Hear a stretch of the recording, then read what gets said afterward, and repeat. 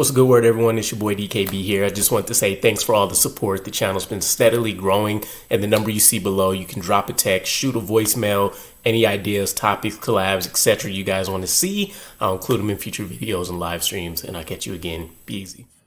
What's a good word, Jets fans? It's your boy DKB here. So scary morning, right? I wake up, I'm already seeing news from this second Jets training camp practice, and the first headline is Justin Fields carted off with an injury.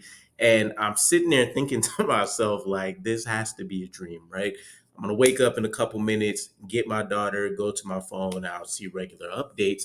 But it turns out to be legit. And one of the things that I'll say is coming off of the Aaron Glenn press conference and hearing the additional information, it's a huge sigh of relief, right? So the initial concern looking at it was that he was in 11-on-11 practice, rolled to his right. It was an incomplete pass, whatever the case is. But the initial reports just mentioned that he kind of crumpled to the floor, took a minute, couldn't stand up. And so we fear the worst, right? We've seen this with Aaron Rodgers. We've seen this with a number of our other quarterbacks dating back to like Mark Sanchez over the course of offseason and going into preseason games and such, where we get what looks like could be a significant injury.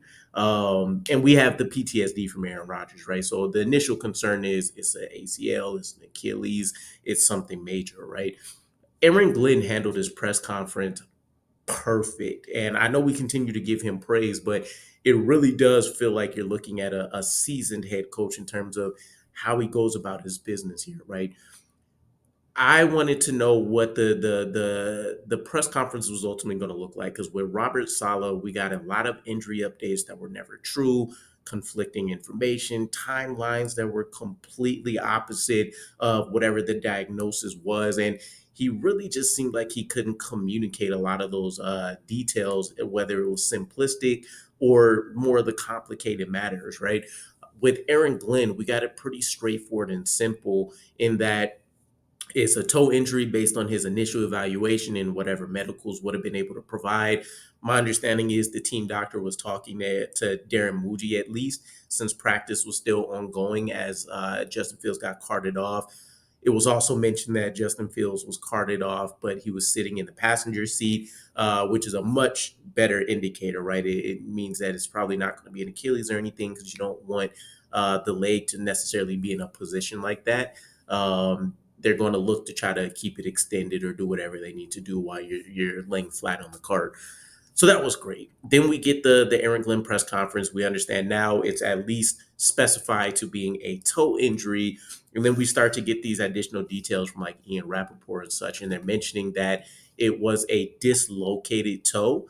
MRIs are still being done to determine if there's any other additional injuries or anything like that. But in the grand scheme of things, is huge for us, for those that believe in Justin Fields or at least really wanted to get a opportunity to see him on the field with this scheme, with the players that we've surrounded him around. I don't really know much about this guy, by the way, or like really dive into him, but I know there's this pro football doctor guy that tends to look at a lot of these like injury videos for sports personnel and kind of gives his prognosis on what's going on. He did at least mention we know it's not season ending or long term. He actually thinks he'll be back soon, well ahead of week one, according to what he put out there. But that seems to be the current trend, is that if there's no additional details that comes out from this MRI, it's confirmed that it's just a dislocated toe and he'll need to sit a couple days, maybe a couple weeks or something like that. Excuse me, and can slowly start ramping up and things. That's a big amount of pressure coming off the shoulder, right? Or off the chest.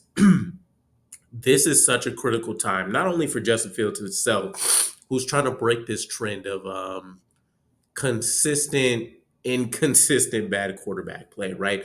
Lack of fundamentals, all number of other things, is pivotal. We seen last year, right? I remember this being a pretty big talking point in that when Aaron Rodgers took his Egypt trip, it's a couple of practice. What does it matter? He's attended everything else, all of these other things. And we started to see all of that unravel. Now, with the additional, 2, 3 practices, whatever he missed, have made a major difference, undetermined, right? But when you and your wide receiver one aren't on the same accord, right? You're having pretty significant fights over the course of practice about lack of target or not being targeted, or this kind of route was run and this is what he was expecting based on what you guys talked about versus what he saw, etc. The offensive line is still trying to gel. We have pieces missing, right? You have this what should be considered above average to elite defense that you're having to prepare against all the time, and you have all these young players, and even guys that are looking to have bounce back seasons or whatever the case is, that are looking to you to make sure that we can still get that done. That's huge.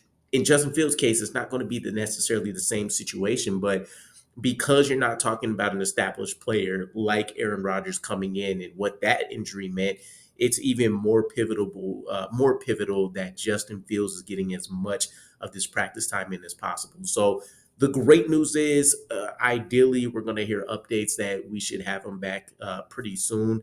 I think optimally, a week or two would probably be ideal. But if it's anything within a month's time span, I mean, you're not missing, the totality of training camp.